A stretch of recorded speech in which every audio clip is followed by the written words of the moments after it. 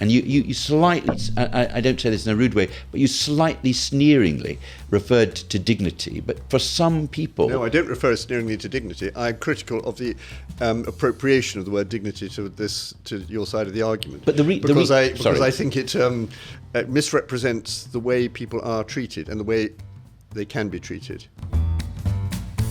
Hello and welcome to Spectator TV. I'm Ben Lazarus, the magazine's special projects editor. I'm delighted to be hosting a conversation today between Lord Charlie Falconer and Lord Charles Moore on the topic of assisted dying. Charlie, tell me, what do you see as the case for legalising assisted dying? I think the law is broken down effectively. The law is, if you assist anybody to take their own life, you're immediately guilty of an offence, irrespective of motive, and you can be sent to prison for a maximum of 14 years. Even the authorities no longer think that that's enforceable. So the Director of Public Prosecutions, the Chief Prosecutor in the country, has introduced rules that say there are certain circumstances in which I will not prosecute, particularly where somebody assists another to die motivated by compassion and is not a medical professional in doing so. That strongly indicates to me that the law is failing. The law needs to be changed to reflect the fact that I think the right and compassionate answer is that where somebody is terminally ill, subject to safeguards, they should be entitled to be assisted to take their own life, and people shouldn't be prosecuted for providing that assistance. Many opponents of that would see the bill as essentially a moral overreach of the state and would worry about the sort of safeguards in place to protect vulnerable people. How can you give assurances that isn't the case? Well, when people talk about the moral overreach of the state, they are blind to the fact that the state is already there. The state is already saying publicly that we will not prosecute people who, for example, assist a loved one to go to Dignitas, because helping the person you love to go to Switzerland is a crime, irrespective of the purity of your motives. But the state has issued guidelines saying we will not prosecute such a person as long as they are not a medical professional. So the idea that, well, because we don't enshrine what we do in a statute, there is no moral overreach, seems to me to be a profound misunderstanding of the position of law in this country. You cannot have a situation, as we do at the moment, where the question of whether or not you are guilty of a criminal offence is completely determined by an official, a well-meaning official, the Director of Public Prosecutions. But if he decides, on the basis of what he is told, that the person was, for example, not motivated by compassion, then that person is prosecuted. And because motivation is not a defence under the strict letter of the law, that person is then guilty of an offence. Is that really what this is about, though? The number of prosecutions that we're likely to take place in any case is small, and obviously it's a problem. But I think people of your persuasion, Charlie, would be, if people were prosecuted for this, you would think that was reprehensible. So I don't believe that what you're really saying is we just need to clean up a thing in the law. I think you're saying we need to change a very big thing in society, which is that we now do want to help people kill themselves. The position is that the state, as represented by the DPP, and it's not just the as it were, the foibles of an individual DPP, a series of documents, protocols have been issued saying this is the position. So the importance of that, to my mind, is that the state has moved on to a point where these questions about whether or not somebody should get assistance in their last illness have already in effect been resolved. That is not a bright line anymore. And it is, you're right, more important than simply tidying up the law. But the arguments against, insofar as they are based on the proposition the law should never provide any assistance to people, whatever the circumstances, to take their own life, that is a line that has already been breached. But is that what you're all really on about? I mean, you said assistance in dying, and that's the word used in the title of all the bills on this subject. But that's not what the bill, I mean, your draft bill says assisted to end their own life. Yeah. And so it is a factual misnomer to call it assisted dying, because dying is assisted in many ways by palliative care and at hospices and so on.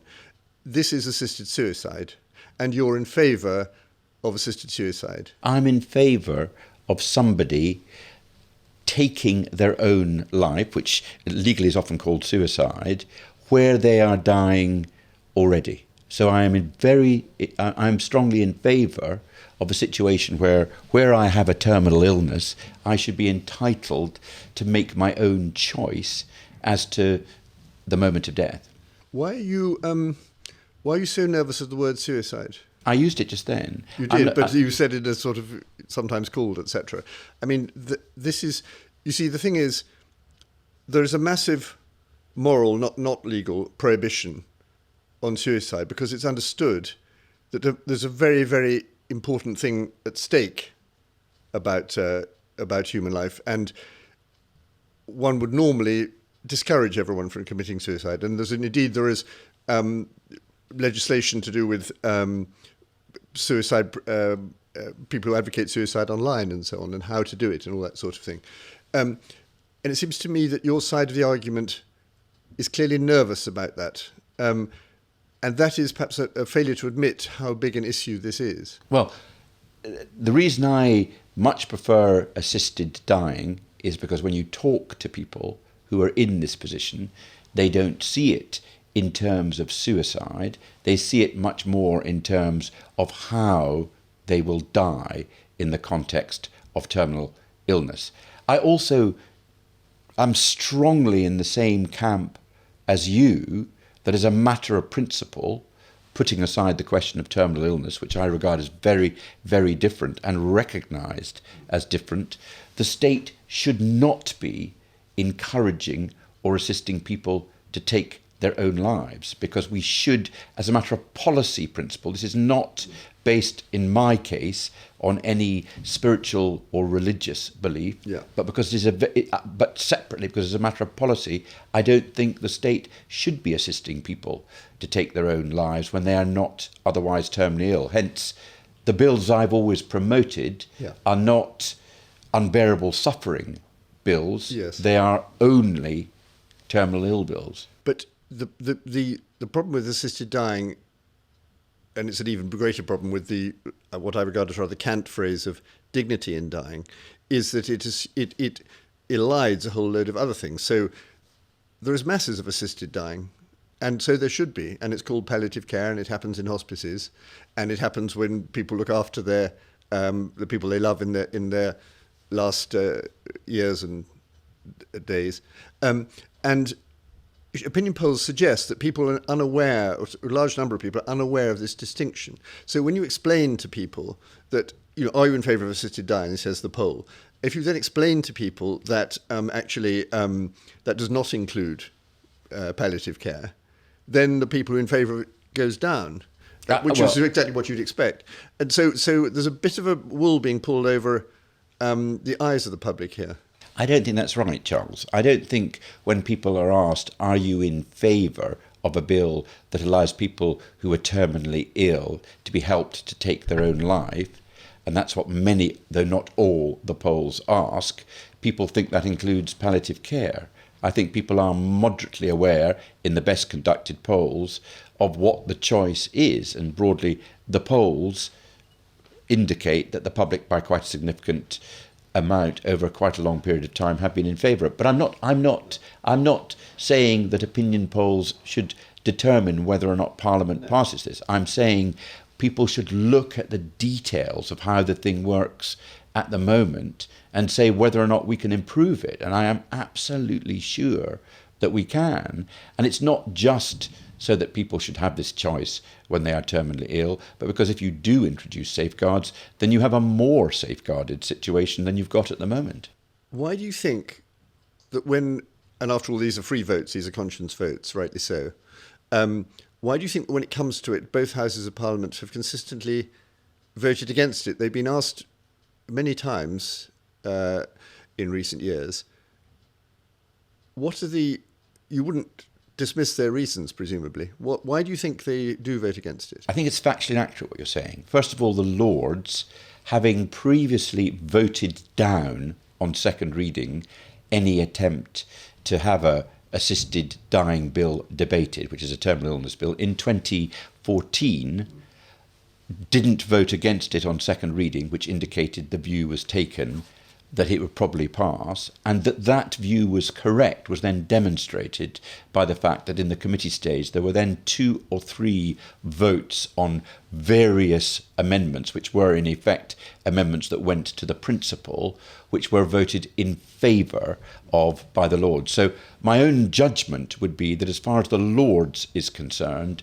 they would vote in favour of an assisted dying bill now, irrespective of the view of the Commons. I'm sure they will vote in favour of an assisted dying bill if the Commons passes it, because I think the Lords would take the view that if the Commons have passed an assisted dying bill, it's not for the Lords to stand in the way of that. So I think you're wrong when you say both houses have rejected it. They have not. As far as the Commons is concerned, they voted by, was it 3-1 or 2-1 against an assisted dying bill in 2015, an assisted dying bill that was quite similar to the bills we're talking about, which is a terminally ill bill.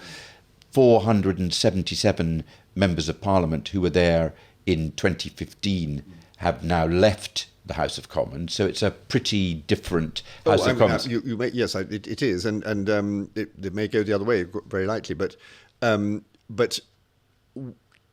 you not sense the strength of the arguments on the other side? I sense that there are groups of people who are strongly against it, and in particular one sees, for example, the Catholic Church are strongly against it. I also see many people who have got spiritual objections to the idea of doing anything to assist somebody to take their own life, whatever the circumstances, are against it. And you can see them right across the medical profession and other professions as well. And the depth of their feeling is very, very strong. So I see groups of people who are strongly against. I do not detect broad support against it. And what I detect, and these are, my judgment is just as good or as bad as yours, Charles, in relation to this. My sense is that most people you talk to, as it were, people who come to it without a spiritual or moral view, will say, I think it's probably quite sensible to do it. And the other group of people who I meet are those who've had some experience themselves of it. Yes. Well, I must say, I don't think it's absolutely right, of course, that a lot of religious reasons why people object, but I don't think that is why people in general see problems, and also people who are engaged, so that the argument of the people who have seen the suffering of people and therefore leads them to want assisted suicide are, of course, very important to hear. But there are a lot of people on the other side who have direct experience of this. There are people in palliative care, for example, and there are people with families with disabilities, which is a very strong side of the argument, and indeed other things, because I know one doesn't want to one wants to avoid the cliche slippery slope, but if you do trace what's happened in some of the other places, Oregon, Canada, Netherlands, and so on, you notice that the criteria move, the number of people involved move, and to take extreme cases, which are admittedly untypical, but nevertheless they do arise, you get conditions of mental illness in which sometimes young people are persuaded to end their own lives or decide to end their own lives. And there are cases of autism. I've read of a case of tinnitus, and so on. So this isn't some sort of almost theological point. It's about it does engage with what people experience. And I think one of the things that's difficult for most of the public about this is that most of us, luckily, are not dealing with people who are in, it probably will occur in our lives, that we will meet people who are dealing with very severe illness. But probably most of us are not dealing with this all the time, so we don't actually know what happens in palliative care. And I do worry that people think, and it's very much promoted this way, that these terminal illnesses are agonizingly painful, which can certainly be the case, and therefore there's only one kind way out. And it really isn't as simple as that by any means. No, and I mean, there's so much there, Charles, in what you said. Yes, First of all, your point that some people in palliative care are against it is absolutely right. But equally, some people engaged in palliative care are very strongly in favour of it. Secondly, your point that we don't want people with tinnitus, which can be incredibly debilitating, to say that they should be given an assisted death. Absolutely right. You imply, without saying, that a terminally ill bill could lead to people with tinnitus being given an assisted death. That is wrong, and you then clump together Oregon, the Netherlands, and a variety of other countries. I'm sure you're aware that the Select Committee on Health did a rather useful report last year in which they didn't express a view in favour of assisted dying, they didn't express a view against assisted dying, but they gathered evidence together from various jurisdictions. They confirmed the proposition, and Oregon is the longest standing example, so it's an important example, that where a bill, where a nation or a jurisdiction decides that it wants some sort of assisted dying bill, if it starts with a terminal illness bill, as opposed to a unbearable suffering bill, that is where it sticks. If you look at countries that don't start with terminal illness, but start with some concept of unbearable suffering, for example, the Netherlands, for example, Canada, which came from a court case, not a bill, then what you find is these countries have considerable difficulty in defining what so you personally would be against an extension beyond terminal illness? Yes, I would, because as the discussion that we had earlier indicated, I'm against, as a matter of policy, the state assisting people to take their own lives, save in the context of terminal illness. But what I don't think you would. One other point. The other point you made was, in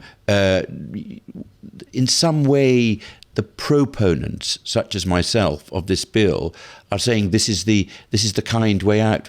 For very, very, very many people, indeed probably a considerable majority, they won't want an assisted death. They will want to go on with the maximum palliative care that can be obtained, and I'm strongly in favour of that. But everybody you talk to indicates there are some people, no matter how good the palliative care is, cannot bear to go on, and sometimes it's the pain which cannot be dealt with, but sometimes it is the indignity. And you slightly, I don't say this in a rude way, but you slightly sneeringly referred to dignity. But for some people... No, I don't refer sneeringly to dignity. I'm critical of the appropriation of the word dignity to your side of the argument. But because I think it misrepresents the way people are treated and the way they can be treated. But for some people, and I understand this from my own experience, not because I've been dying, but because of people I've met.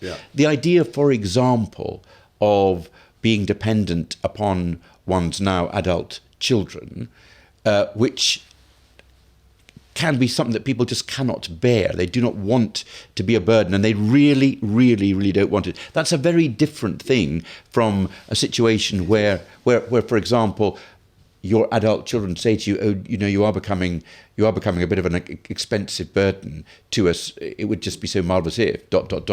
That is not what we want. But the people who, and I have met a number of people who just cannot bear the thought of their last few months or their last few weeks being an agony and a burden for their children. Is that a legitimate reason for saying, I don't want to go on for the next few weeks, I want it to end now? Well, I think that these wishes that people express at these times are very understandable and sometimes very admirable. But I worry about it as a basis of law. And I think it raises something which is not quite understood about suicide, which is the effect it has on other people. And I've seen this very much with people who've committed suicide, nothing to do with assisted suicide, but just suicide. And I think one of the sad things that happens when you're in a mood to commit suicide, for whatever reason, is that you become, through no fault of your own, solipsistic. You are, everything's closing in on you, and you think about yourself, and you often think very little of yourself. One of the reasons people kill themselves is they think badly of themselves. And therefore, it's very hard for them to understand that by killing themselves, they cause great pain to others. And they often think that they're doing a kindness to others, but very rarely is that the case. And I'm worried about the balance of the whole of society, about persuasion in these matters and where it might lead. Near us in Sussex, there's this wonderful thing, the chaplaincy. I'm not sure if they are actual clergy. I think some of them are and some of them aren't. But what they do is they patrol Beachy Head. And because of the wretched effect of the internet in this, the Beachy Head is now a global suicide destination. So people come in huge numbers to kill themselves there. And all these chaplains do is they walk along up to where people jump and they try to dissuade them. And last year, I think it was, they dissuaded 500 and something people from jumping. And that seems to be a very interesting example of the power of persuasion and the power of persuasion for good. I think almost nobody would say, how dare they try to persuade them not to jump, if they have their own right to jump. They are free to jump, but and it's jolly difficult to kill yourself if people are engaging you in polite conversation. And so by the same token, the other way round, I think if we create a society in which you are, in some circumstances, encouraged to kill yourself, we have changed the moral basis of society, and vulnerable people will be more vulnerable. I could not agree more with you as to the cruelty, very frequently, for those left behind where somebody commits suicide. And you rightly contextualized your remarks on the basis I'm not talking about terminal illness here, you're talking about, as it were, suicide in a different sort of context. And from my own experience, the effect that people's suicides have had on those left behind is very, particularly if you see parent and child where that happens, that's absolutely brutal in the extreme, but also partners, emotional partners as well. But equally, the number of people, and I've seen it myself, of people who are desperate to relieve the suffering or bring to an end the pain, emotional or physical, of people who are dying is very, very powerful. Yeah. So I don't know if you heard Liz Simon's speech in a previous debate that we had. Liz Simons describes her husband in his last few weeks suffering appallingly, emotionally and physically. And she said she would have done anything to comply with his wishes to bring that to an end. He was terminally ill and died shortly after. I very strongly take the view that it's a very different thing as to how you treat people, what rights you give people when they are dying, as opposed to those other cases that you've referred to. That's why, as far as I'm concerned, it's an absolutely rock-solid line that the right, that is the right to be assisted, only goes to people who are terminally ill. And I'm not clear what your position is, Charles. Do you agree with the approach, first of all, that the current authorities take? We will not prosecute people who are motivated by compassion and aren't medical people. Or do you want these people to be prosecuted? Sorry to interrupt the show, but if you enjoy what we do here at Spectator TV, then why not subscribe to the magazine as well? If you subscribe today, you get 12 weeks for just £12, plus a free £20 John Lewis and Waitrose gift card. You can sign up at spectator.co.uk/TV offer. I think that the current situation which you've described is certainly not very satisfactory, but I think it's morally understandable. Because on the one hand, the prohibition against the authorities helping you kill yourself should be, and always has been, enormous. But on the other hand, there are particular cases when it seems cruel and ridiculous to prosecute someone. And so I think that actually, in some odd way, the balance is not so far off. So we're in the same place broadly. The principle should be where you're motivated by compassion. Put aside the question of whether or not, if you're motivated by, so a doctor seeing what was going on in a particular case, somebody's only got a week or two to live, but is in agony, cannot bear it. If they then assisted somebody to die, you wouldn't be averse to that person not being prosecuted. The doctor having made a compassionate judgment. Well, no, I think there's a bit of a muddle here. The doctor is a professional. Yes. Obviously, the doctor should, everyone should behave compassionately, but I don't think one can judge the doctor's decisions on how compassionate he was. Doctors are supposed to act as doctors, and their duty is to preserve life. And you see, I think it's rather unfair on doctors what's being proposed, because what doctors are supposed to be doing is to work in the best interests of the patient. And the best interests of the patient, if that's not what the new law will actually ask them to do, because it's not asking them to make a medical judgment about the best interests of the patient, which is what they should be doing. It's somehow asking them to sit in judgment on the patient's choice. So all they're really... and this is very conflicting for them. And I also think, by the way, that it's very conflicting or peculiar that it ultimately ends up with judges. Can I just press you a little bit, Charles, on this? You appear to be not averse to the idea of the state saying we're not going to prosecute some people where they assist somebody to die. You're worried about doctors, but you're not averse to the proposition because presumably you appear to accept the moral validity of, for example, the husband seeking to assist the wife who's only got a few weeks to live, or vice versa.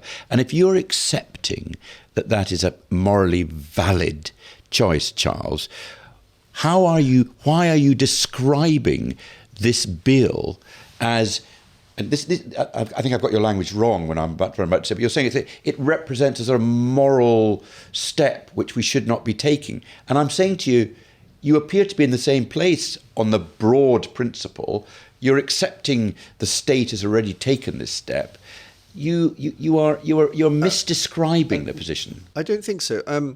There are lots of cases all over the law, the whole panoply of law, when for perfectly good reasons it is believed that a law might have been broken, but it's unwise to prosecute. That's something that is decided every day. There are otherwise the courts will be completely full from. So I don't think this is a particularly unusual situation. But I think sorry, just to correct you there. Of course, there'll be lots and lots of myriad numbers of quite minor offences, occasionally major offences. But assisting suicide, which has a maximum sentence of 14 years, is in the eyes of the statute a pretty serious crime. And you have attended it in your language with very strong moral disapprobation. We're agreed that we shouldn't be encouraging it. So this is not like I'm not going to prosecute you because you were engaged in a minor assault in a pub, which can best be dealt with by not going to the courts. That's obviously right. This is a significant thing. It is significant. But I think that what you would be doing by prosecuting in the case was, as it were, getting the wrong people. I mean, but absolutely right. This doesn't mean that it isn't wrong, because what I'm talking about is I think the concept of choice in the matter of death is a strange one. And I think lying behind your argument is the idea that choice is the supreme virtue here. And I don't really believe that to be so. I think one of the people are so upset about death is because they're used to exercising control, and they find it very hard to find themselves in a situation. I'm sure when it comes my turn, I may well feel the same. That they dislike a situation in which they don't have control, and they strive for control. But actually, you fundamentally cannot control the fact you will die. And I worry about what happens, the pressures that come on people, and also on society and on the professions, if there appears to be a choice on this matter. It has a massive consequence. We in our law, our social relations and our order and our sort of overall moral judgments about things depend, among other things, significantly on the idea that people should not intentionally kill one another or help kill one another. And that's a very, very deep thing in our, and we are setting up a choice, and therefore, and we're thinking, because in your version it's just terminal illness, which does make it simpler to look at, but nevertheless, a choice is presented to everybody who faces a terminal illness if this comes forward, and this choice is an unpleasant choice to be confronted with, I think, for professionals, for judges, for the families and people involved. And it is also a choice which will result in exploitation. The sad fact is that some people very much want people they know well to die. Another fact is that most of the people who are in this situation may not be in a good position to exercise a choice because they are suffering from the drugs they've taken, the mental distress, tiredness. We all say, I think everybody says at some point in their life, I want to die. And sometimes they really seriously say it, but it doesn't automatically mean that they really do. Sorry, I mean, there was again a huge passage there. Yeah. First, you appear to be saying that people should not have a choice when they are terminally ill as to how and when they die. I recognise the need for safeguards in relation to that, but I do not think that is an inherently bad thing. And indeed, the underlying principle of the terminal illness bills that I have introduced is that it is, in principle, subject to safeguards, inherently a good thing that you should have a degree of autonomy about how you die. I see no inherent goodness in having to suffer if you're dying anyway, and that's not what you want.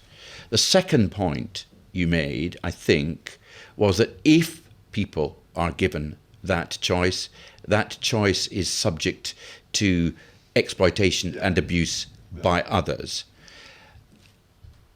Completely separately from my bill, when one is ill, there are a lot of choices that have to be made about whether or not, for example, medical treatment is going to continue. Indeed, yeah. For very many of those choices, they're not the choice of the patient at all. They are made by their doctors, hopefully with consultation, but sometimes not. There are a range of choices that people have when they are dying. For example, should I take a particular treatment that might extend my life by a month or two or a year? Yeah.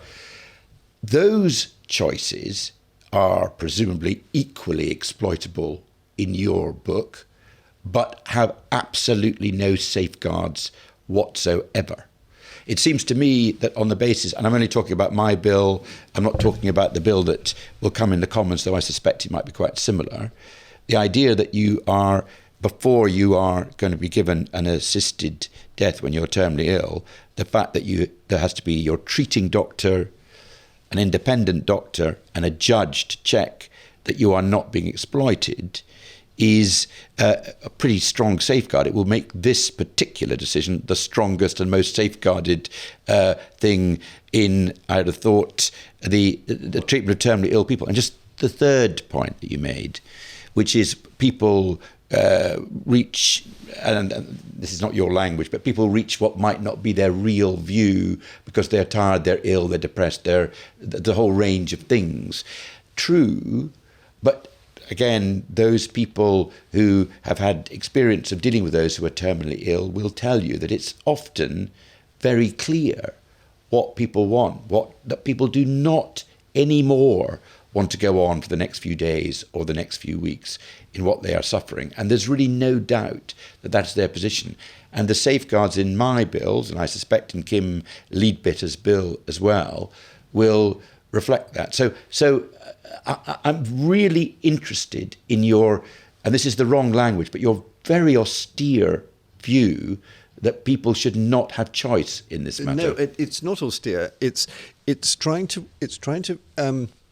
remember that we have a culture. We live in a culture and we live in a society, and we're not in that sense autonomous. We are of course, we have freedom, quite rightly so, and so we are free to kill ourselves, among other things. But what's at stake here is not just what one person feels. It's how the whole of society is constructed, and how it's constructed in the most humane way possible. And I just want to pursue the point about what happens to professionals in this for a moment. I'm sorry to interrupt you. You put it really strongly there when you said this bill is about the whole, how the whole of our society is constructed. You put it like that in relation to the bill, whilst at the same time accepting the way that society now treats this position as being perfectly okay. Because, again, you correct me if I'm wrong, Charles, but you're saying I'm not averse to the idea that if you help somebody you love to die, assume you're not a medical professional, you're content for there to be no criminal justice consequences for that. I think it would be self-defeating for there to be criminal justice consequences, but I think there should be a massive inhibition against pursuing this course of action. And if I take up what happens with professionals... Is this a moral or is this a practical policy thing? Both. In the sense that... Both. It's very much a practical policy thing as well as a moral thing, because it's a question of what happens next. And what happens next in a society which goes this way, and I admit this is not so specific to your particular point about terminal illness, though I can come to that because I think there are significant problems there, is that then policy starts to change. So, for example, in a National Health Service, which is, notoriously desperate for money despite getting more and more all the time, and it can't do all its work and so on, it will be cheaper and in some sense easier for there to be more assisted suicide. You would have... And in some societies, people will say this sort of thing quite openly. And in more unpleasant societies, they will extend that to, well, I think it's very unpleasant to extend it to the ill, but even more, they extend it to the handicapped and so on. Because people have a sort of idea, it's a totalitarian idea, where they have a sort of moral hygiene, social hygiene, when you say, what's the point of somebody who's not productive? So that they're mentally handicapped, they're autistic, they're terribly ill, disabled, and that you do not want to open the door to that way of looking at things, and also, and I'm sure you don't want to open that door, by the way, but I still think it's there. Also, you don't have to open that door. I think one thing I was very distressed by Kim Leadbeater saying that if we don't get her bill, the choice will be suffering, suicide, or Switzerland. No, that's not the case. I think in practical terms, not the case. That is the case. No, people. It's very insulting to hospice movement and palliative care to say that. We should be doing more for the hospice movement and palliative care. And it's insulting to a lot of people who look after those they love, non-professionals and carers and so on in these situations. Not all pain can be relieved, not all suffering can be relieved, but nevertheless, there's a more optimistic way in looking at our society today, which is we're actually better at all of this than we used to be, and we take more trouble. We would have thought, when you and I I suppose we're roughly the same age, when you and I were young, there was much more of an assumption, for example, that nothing much could be done about disability, and that children, which were in those days, they were called Mongols, which showed how people thought, are now called Down syndrome, had to be more or less locked away, and you wouldn't, it couldn't be integrated into society and so on. And actually, we got much better at that type of thing. And I think similarly, we have the capacity. We don't always fulfil that capacity, but we do have the collective capacity to make dying, to assist dying, in fact, in the real sense. It's more of a problem in one way because there are more old people, but in another way, it's not a problem that we can't address. We do address it, and we are improving. And it's much less horrible in many ways than it used to be. So I feel there's a sort of inner pessimism in the other side of the argument, which I'm resisting. No, I think you're completely wrong about what you're saying in two big respects. The first proposition, which is the one that if you allow assisted dying in the context of terminal illness, you're opening the door to people's lives more generally being treated as not worthwhile. For example, if they are severely disabled, or for example, if they are old. Absolutely not. There is, for many people who are severely disabled, a constant fear, not to do with dying, but to do with an approach that the medical profession takes when they see people who are severely disabled. Oh, your life is so compromised. Do you want to be helped to go on living? And they're worried about that the whole time. And I completely sympathise with that. The proposal that's being made in the terminal illness assisted dying bills is the reverse of that, because in all circumstances, there are proper safeguards. There is no real risk there that people will say their views or their wishes to continue to live will be overridden. The problem that you identify is a problem much more outside the context of terminal illness, but in the context of the views that society take generally. So I completely reject that suggestion that if you introduce a heavily safeguarded assisted dying provision, that is going to lead to people saying, oh, people who are, for example, disabled should just be not treated. And just to look at the evidence in relation to that, go to the states in America which have been doing this for longest. There is absolutely no evidence whatsoever of that at all. And so I completely repudiate the idea either that there's evidence for it or that opening the door in this way will lead to this horrible dystopian picture that you create. And then your second point, just let me, I'm sorry to go on a bit. And your second point is, well, we've got better in palliative care, and we most certainly have, and that's an extremely good thing. And my proposition to allow this is not an either or. I'm very strongly in favour of allowing or encouraging as much investment in palliative care as possible. And you'll have read the Select Committee report, which suggests that there's evidence that where you introduce an assisted dying bill of the sort that I'm proposing, that leads to people focusing much more on terminal illness, and it leads as a result to there being increases in the amount of money that is spent on palliative care. But everybody engaged in this debate, and I take by way of one example Elora Finlay, who is a very respected palliative care doctor. She acknowledges that no matter how good palliative care can be in any individual case, there will always be people who nevertheless want to take their own lives in the context of terminal illness. And you can see it from one's own experience. So I'm not suggesting for one moment that we shouldn't improve palliative care, but I am saying the suffering of certain people when they are dying should be alleviated by this.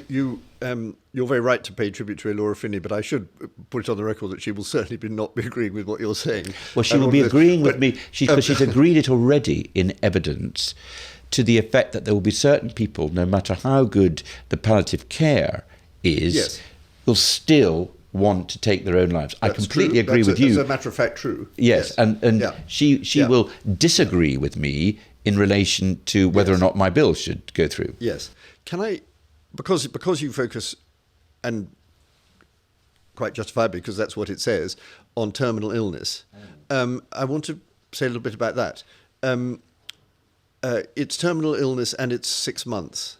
In my bill, yes. And I think there are serious questions about that, both the terminal illness and the 6 months. It's actually not often tremendously easy to diagnose terminal illness. And it's particularly difficult to diagnose it within a time frame of 6 months. And one thing that's very noticeable, now again, it's an age question, lots of my friends have cancer, and lots of them have so-called terminal cancer, but lots of them live for years with terminal cancer. And this is to do with the great improvement of drugs, where you know before you start the course that they're not going to cure you, but they're going to significantly extend your life. And so all that seems to me to be, those basically good things that's happening. And it makes it much, much harder to judge whether this 6 months actually will mean anything. And I think the fact that those changes are taking place also is likely to affect the people who would, in your view, benefit from your bill. Because you actually very often don't know what's going to happen. And the doctors don't know, and the medical profession doesn't necessarily know, and the pharmaceutical developments and scientific discoveries and so on. And so you have an odd situation in which if your bill is passed, or Kim Leadbeater's bill, in which people actually want a terminal diagnosis because they want, they've decided, in my view, unfortunately, that this would then allow them to have assisted suicide. We're in quite murky territory here, aren't we? Well, in all treatment of terminal illness, there will be difficulties about the precise length of time. Yeah. The people to whom my bill is directed are those who are terminally ill and going to die, in my case, in my bill's case, 6 months. It's the people who make that choice that they don't want to go on living because they are terminally ill. The problem of how you treat terminal illness and what constitutes a terminal, well, the problem of how you treat terminal illness is present in whatever judgments you're making about terminal illness. But that's not a reason for us to say, well, you can't get into this area at all. The other aspect of it is that we're talking here about people who don't want to go through the suffering, and for many of them it'll be about a week or a month. You need to have a limit, and 6 months is the limit in my bill. Very, very, very often, indeed in very, very much the majority of cases, there won't be an issue about this. It will be plain that the person's death is coming in the next few days or the next few weeks. This is not really a problem. You identify a group of people who have maybe a more chronic condition that is not immediately going to kill them, but they want to get. This is your scenario, I think you're painting, Charles, of a scenario where people, I could live for years with this condition, but I just don't want to. So I want a diagnosis of 6 months or less, so I can avail myself of the assisted suicide. That's, I think, what you were talking about. But I don't think that's. I don't think that then depends upon the bona fide judgments of doctors. Yes, but then the doctor will be saying that you have a weird situation in which the doctor knows that he's being asked to give a sentence of death which he can't necessarily know. Well, he's got to make a judgment, and so much of professional life involves judgment. The pressure. Pressure from whom? Pressure from whom on the doctor? If you can only get Lord Falconer's assisted dying, if the doctor says 6 months, there will be people, including the afflicted, but also their families, things, who will come to the doctor and say, please confirm it's 6 months. I mean, this is you create this scenario. There are the attending doctor, the independent doctor, and the High Court judge. That's quite a strongly safeguarded thing. So I think yes, I hear what you say. We again go to international experience, go to the longest, which are the states in America that have done it absolutely no evidence to suggest that that is what's happening. Do you have evidence that that's what's happening? Well, no, it hasn't happened. No, I mean, looking abroad, Charles. There seems to be evidence about how once it kicks in, if that's the right word, monitoring in general declines. So, for example, I think it's in Oregon that when it began, 28% of those involved had psychiatric attention, and now it's only 1%.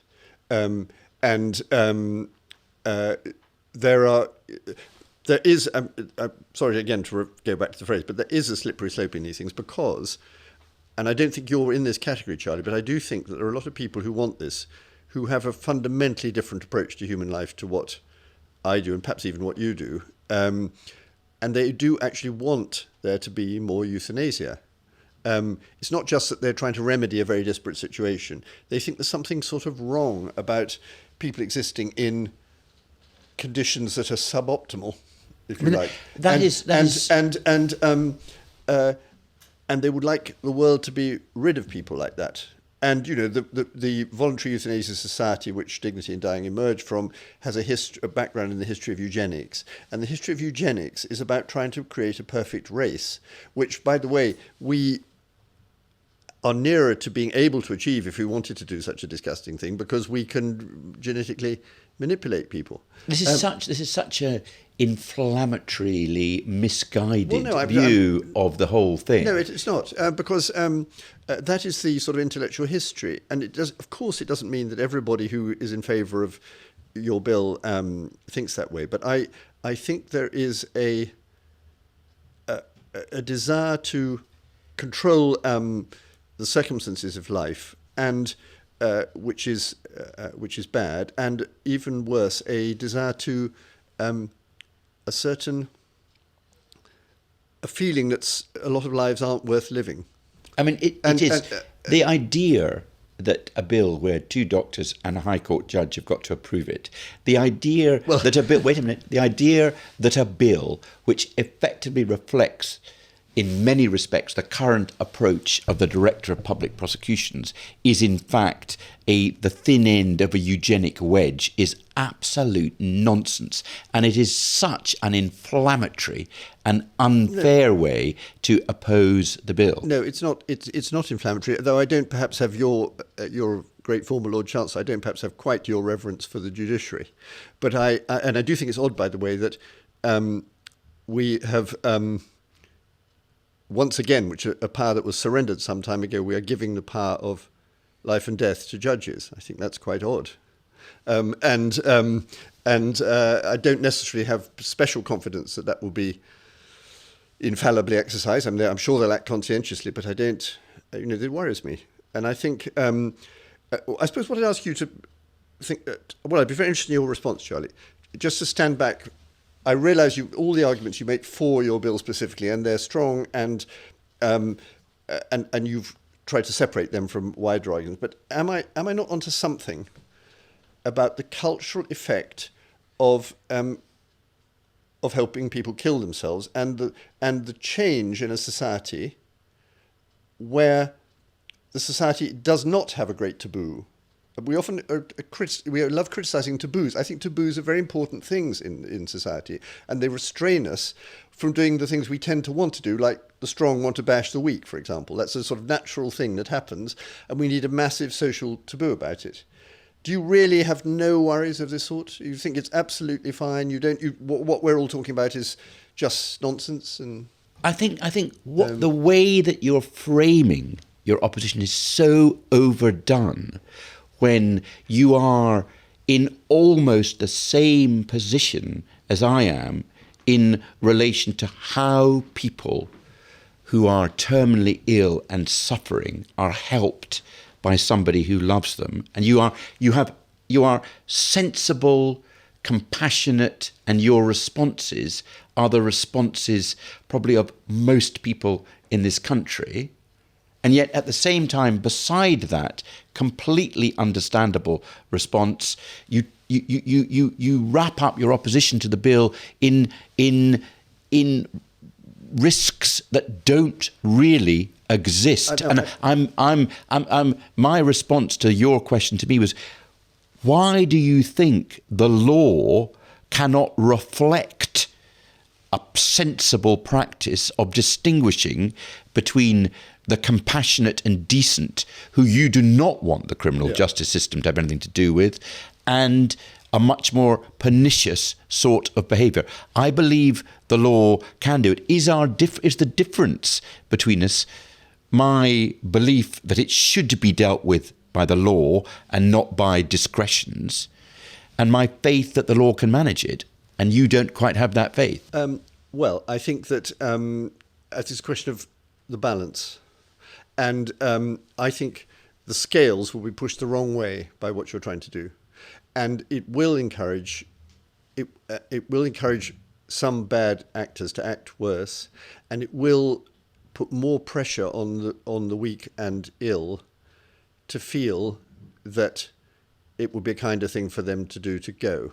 And that, I think, is regrettable, and it does have wider consequences. I don't think it's as easy to isolate from all the other things that matter about life, that as you say.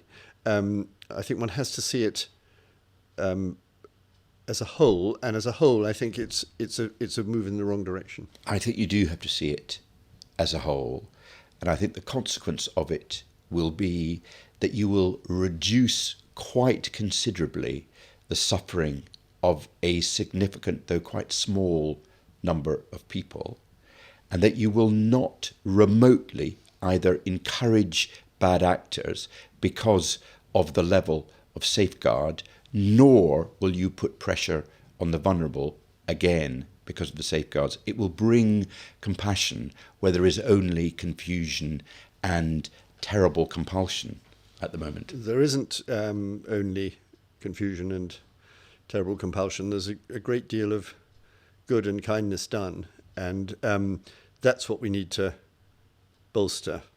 You appear you set the kindness and compassion, which I completely acknowledge in the palliative care movement, against those who want an earlier moment of death when they are terminally ill. And there is no conflict between the two. Both can coexist, as the Oregon experience and other countries' experience shows. I think we're going to have to leave that there. That was an incredibly interesting and informative discussion. Thank you very much, Charlie, and thank you very much, Charles, for joining us both today.